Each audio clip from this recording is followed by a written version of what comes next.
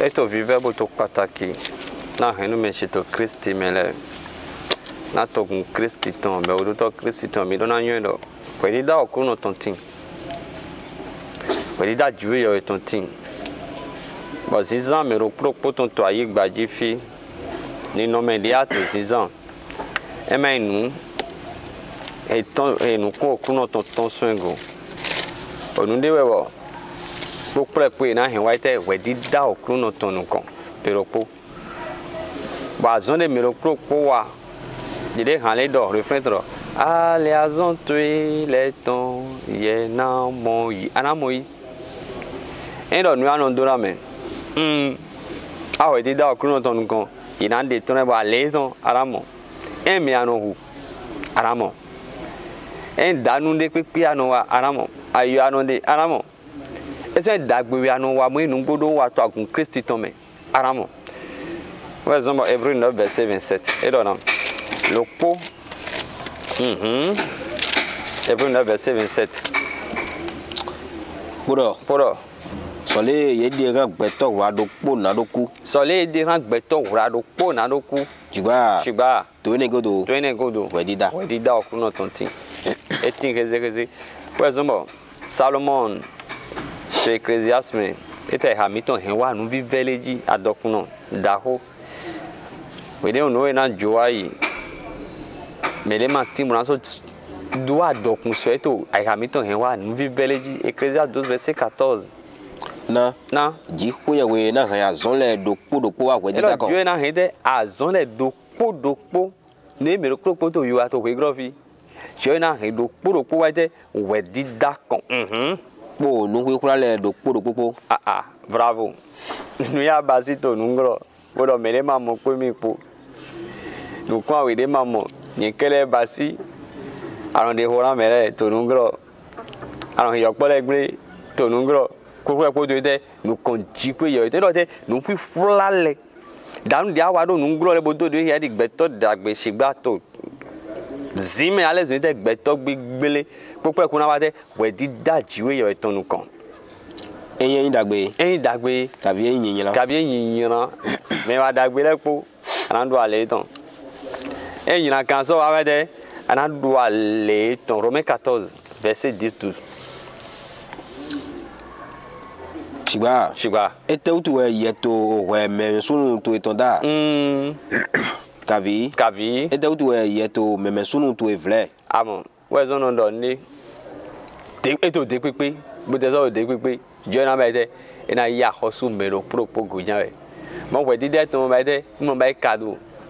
we dide to mette mo ya enveloppe mi jale o mette bo mi mande me pardon mo mette e ma to asan rogbe na Dieu yewe we so no Dieu mero propo do e jo ani vojo ni mette ni ne vojo ma so jo ani vojo joe do e re to ye to we dane Dieu no da we Wedida to mozo mono gada wedida na mi o me po we na note to weda zi ko ji ko ya we tonu gan do ai to akun to mande me to don pastor yin bede e ma friend évêque yin bede e ma friend bishop yin bede e ma friend o dewe no ho azonja wo no wa onuwe no mo no ba tundo te eyo ma azan rogbe ma friend de me koko baido taidi de okuno zedo aido aso freson ale no me join na da we to na we verset 11 na ye wulen do okuno do mo edomo dile nyeti krigolo le po na je do mi awa kangan su adi bayi ni so le be ate to vi ye yin le e garo ajekro to nu won don ma we do bodo Odele po wena yigberan jiko yewe ene utu dokpo mi ton wena dokpo de ton ouais zombo 1 Corinthiens c'est 1 Corinthiens non à des apôtres 3 verset 13 jiko yewe Abraham ton 1 Corinthiens 3 verset 13 1 Corinthiens 3 verset 13 Azon me dokpo ton Aso uhia Aswa amo azon me ko na so ya na azan lo na lai asi e azan lo be de azan lo na lawe na ina de ya gbon million dali ina de azan lo be de ya de ya gbon million dali kodo million na kule azan o me do ko tonko epe million na kule gwa we die me we ya verset 12 na mi amo jare bo mande me ya azan to etero ya to iwado ya mete ina so akwa ton na we ene otu do kporo miton wena do ho de ton ji ko ye we ena do ho de ton na ji we ye we ya to bi basido an do ho ton je nu kon ana ko kporo to ji ye si nu kon je gbedo to a ho da ho an to nu kon ton 13 e pe ana ko do to nu kon ton 2 Corinthiens 5 verset 10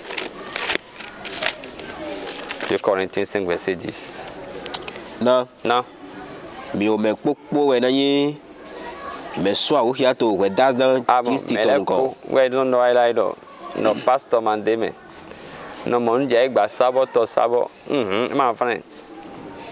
secreto en bono kan we e ma fane yo ho e non do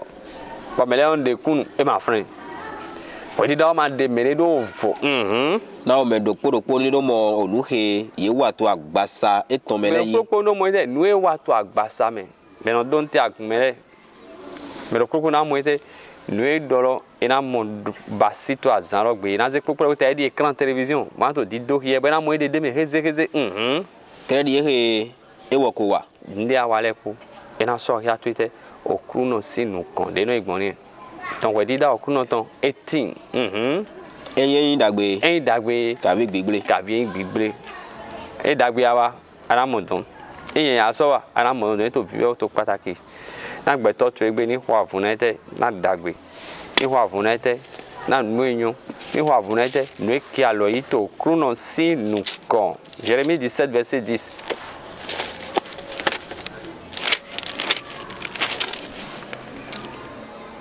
nye okruno no di ayiha mekpon edo nye okruno bete eno dite ayiha menekun Dieu sonde les cœurs de l'homme je no pon siso ali don beto ton wezon daro aze nungbodo home bozi la odo gbangba akro lewe je ko mo ide la ro to home to eno aso ze la lodo home bozo ze nungbodo nukon akro dewe je o so mo ite o so mo la lo lo ho ye no kule home pon edo no kule home pon yedo nadona o me do poro kere di le nadona me do poro kere di ali ho eton de ali ho to ete mais to agisse me o so to di dan pele mais to yisse me o so no kandule mais to yisse me o so no yaze vagile mais to yisse me o so to no gblewa na ro commence no o yin vive Christ tongole ana ho kokura kodo danu ya we wale mais le tin ina hin agun lo gble we ba kwa no to te singidi yo akwa yo ando kokura kodo je yo mo nu popo e mo nu je gba sabo to sabo amo ba mo no ba kado na me gban lo pale pepe me kere di sinsin wiwa eton leton amanga ndo gbado bona gben fen ando evi bona gben nevo ni a 0 domero no ebede we and the sinsin tonton ba so du de me to pipe me mo eteni mais les timons do ho gbele Romains 2 verset 2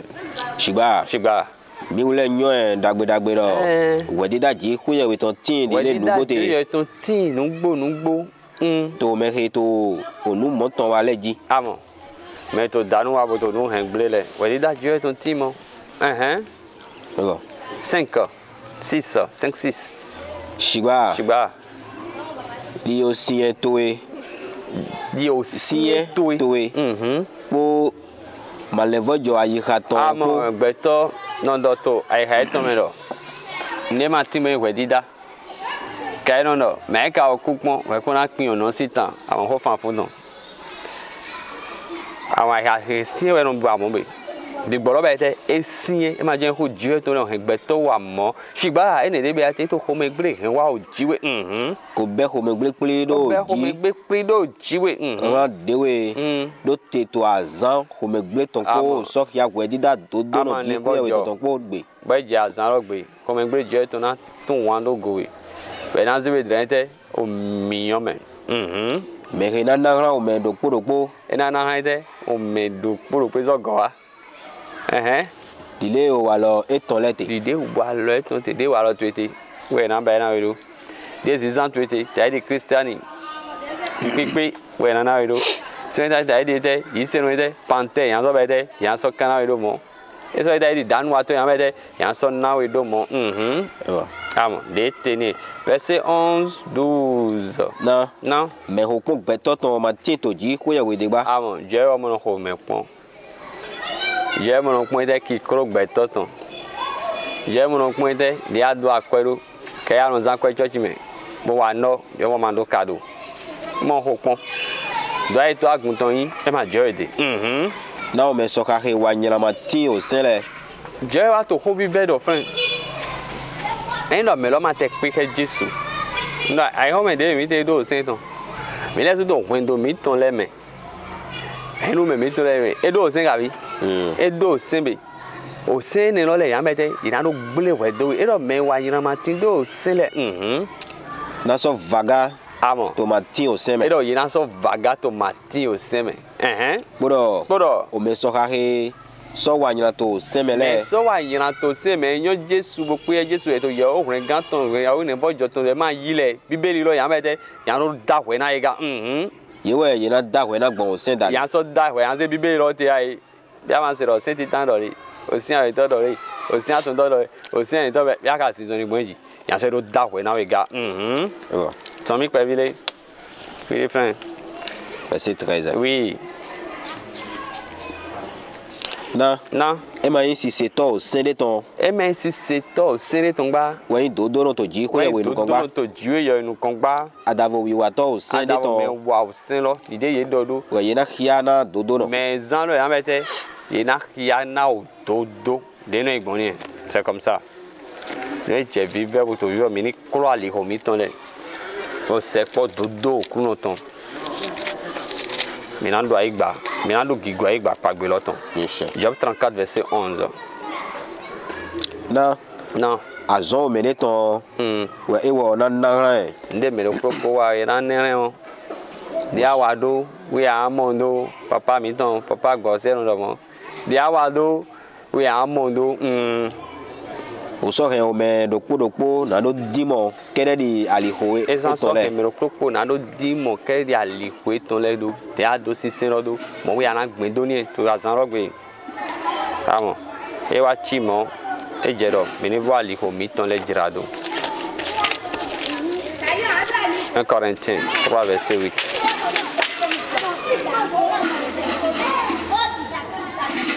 ewo mehe do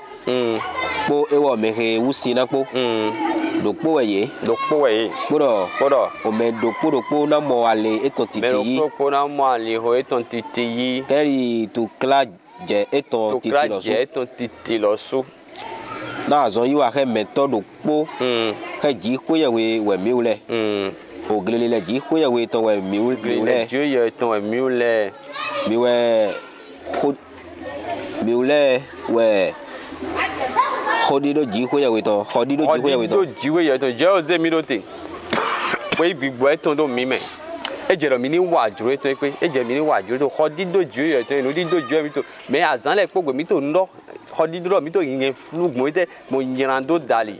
a man juro ani a tinto o ten de man nyome he kan ho eton no Matthieu 13 verset 41 Matthieu 13 te we di da la lia we on ama bioite be man do podo he mi no yo paradis an bioite o mi o me o vi gbeto ton na do angeli e ton le kia ibona be o nu he re arida wa le po ne ri arida wa le po me ma Jésus se to jere ton mele mais gbe ho kuno ton la ile so a ho du me bo ye he wa nyinyira wa le ko mais so go si nyira ndo me danu wi wa mele ina be me ko ina ze ye dra zo kan mi yo to me ile je te mi yo me je mi yo lo timo bo gbe to ina kede no from yo don e tito vive me to pataki me bo gbe to no from yo fine we avikpo adukun po na te wodenu we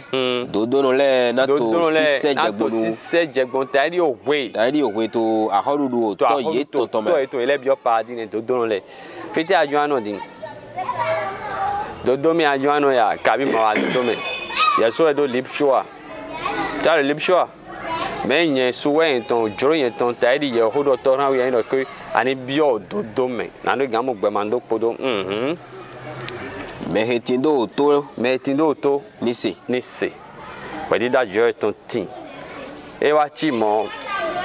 ba jo na se tari owe to pe o to to ton gbe e je ro ani se je na ite ne vojo Ecclésiaste 12 verset 13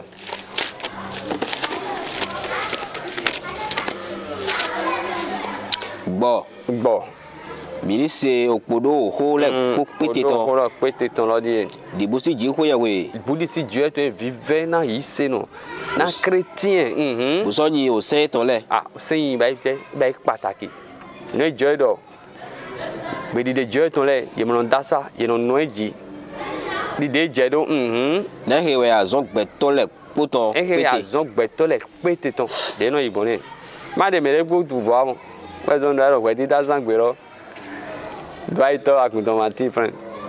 Ya odo ton ye ma different. E ma de mere quick pedo vo melepo. Bueno wa. We did that lo con. 3 ans lo be Jérémie 7 verset 3. Lewe kuno awan pale tondo. Ji ku ye we Israël ton. Je Israël ton. Mi voile ho mi ton le jirado. Betoni boite ni voile ho to le jirado dinbie. Dan biano wale. Nu ya no chibele gobio de me obaite povo go jirado bo wi wa mi ton le po wa lo fiti wa lo gbigbre tito alo mi ton le ne closing wa lo le mi baite mi di jirado boto ni no me Christi ton me nyina so he mi no te he me amo we ne no amete ana duete ogbe mando poro sianli ato 6-7 aidete o weto pe o to ton gbe verset 5-7 na e mi ule jali ho mi ton le do to egbe mle amo amba yi pele an ana jira do te mle an jira gbe na we bo nyon zon he bo na so gbe tadi ni ne jiwe yo ton tadi nu juro jiwe yo ton eyin mi ule he we di dache mle to mende po comme nous et ton cocheche était de être mon frère mais les timbo et ze ho wa ede te nu du akwe ton zomba no gada we dida ana we popule podo aduna wa dodo to e hon gbe me fi eyin mi ule ma bianu kuna ojoro ama ma do bianu kuna jono me ma fi le si me pa mi agbon eji jono e mi abete mi na agbon eji mi na gidi mi na brime terre ton le isero mo wa mo chrétien mo wa mo touch of bo asuso sipo ma do mele mi na hu no gan do inu e ton le ye mo wa mo bo ma soko hun ho me vono ton la lo no le do ni etene danu wa to le ye to me hu ko popon ajamando kona me ro ko so gbe ro ku asun hunda yi Jesu gbe ju yo gbe bo ma soko hun ho me vono to terreme o ma so zinzoli hodo yewe de voler nous sommes vers Dieu ni au hanto e mo no mélanger e mo no se noa we no pointon mais les no wa mo le mion ele ton o garantie mion e ton bele na ke gan lo de na lo ya to adoro ile we Jesu ni gba wa na we anu wa mo la Dieu ma so wa mo bablo wenenu nyena hemi na do no terreme wenenu amatito ni no me gbe gbigbre de ni no le me amatito coalition des malfaiteurs du Christ le me wenenu ayi gba pagbe to no anadugbo to nko Jesu ton nishe to ayi gba henye ko nara o to mi ton le me ayi gba ko nara o to mi ton le ko bla o bon me wele du pagbe ai gba lo ton ko ni nu mi le su mi amete mi na bio ne ten lo me son koko wenu yedo kakado anando ko do lo ton andu go ko lo ton zam yo andu go eton mais ni no me lo me azan c'est zan lo ya azan Jérémie 26 verset 13 ene otu divie mi vo ali ko mi tonle ko mi wa mi tonle po jirado to vie to pataki ali ko le mi dona vo jirado mo vo ni no mi to jirado to vive me bo se tonu na ogbe okru no ki ko ye we mi ton si se basic pataki na ogbe ji o ye to si se ba vive o vie ma vetori to ko igbe so ezo baba no wa ne yo o vitori veto mo no ko igbe ni inu ya lo si le podo no hen we àwọn do mi do an setun ma do an jete omo ba jiwe yo to me e bi ro vetori ai ba do wo he mo ete fi repo mi do an setun na do du pagbe jiwe yo to ogun na so dio le na ide àwọn e yo kan wo ni ko to na ti don la yi tai me na va we na vo ali ko tu jirado okun na dio ni na le bla no we so nyina he e wo ko do nyina e ko wo awran mi lo do mi na ide mais dindon mais viva mais na bio mi omero e na dio ni ne e to vive no gbeto ni dio evo e to vive to na to para ki na gbeto ni dio ni ne pour voir les ko to le jirado 35 verset 15 nye ko do deviche ye we gan le po ran mi ga fifon afonu fu boto ye do ran amo ye we gan le wa yo do to le di do mais alors par to ye o hone gan to cho man na o to domo mi lego divie lego mi vewe no bi sunu nyonu mla ho fofo dada file pipi atebo hun to je di to do di do to mi ve mi lo mi ni bete mi ni di yo son wa lo gbigble le me o me do po son ali ho nyina kan to me ai gba je ho me gbre jiwe yo to we di da okun ton tin bo mo son ba cadeau bo jira wi wa mi ton le do bo jira ite wi wa to le podo bo so hodo ye we de vole yi na do sen ye blo ma so sen ye we de vo bablo eno anu elita na nu me sen le vole jale vewe ma so basi bon bablo atomo ba anjete ho me gbre ji ko ye to me mi ule na so no ayigba lo me henye ko na ran mi ko do ran o to mi tole abo de we jirado anado ayigba pagbe lo ji o ye do we zen do to Apocalypse 22:12 do nye janiya kabi boda yego nye ja yiya ero nye janiya ale se sorti to de etin to de na do na me dokpo kere dile azon eton le nate dokpo kere dile azon eton le nate e na ni vojo nugbo ina na le dagbe ran we sigba e agbochi yin do me kaka je opodo ana mo de to mi o me Jesu na gbigbo ne vojo ton opopo mi nton ni se e na dio mi son gwa lo gbigbe le si ni se gbigbo sien aisi sien ton le e na wo he gbigbo le ma ze gbigbo e na o to ran jiwe yo le vojo ton do mi me na mepo to we jai mi ton mi na do ai gba pagbe lo ton ni se ko Jesu Christ ton me ni se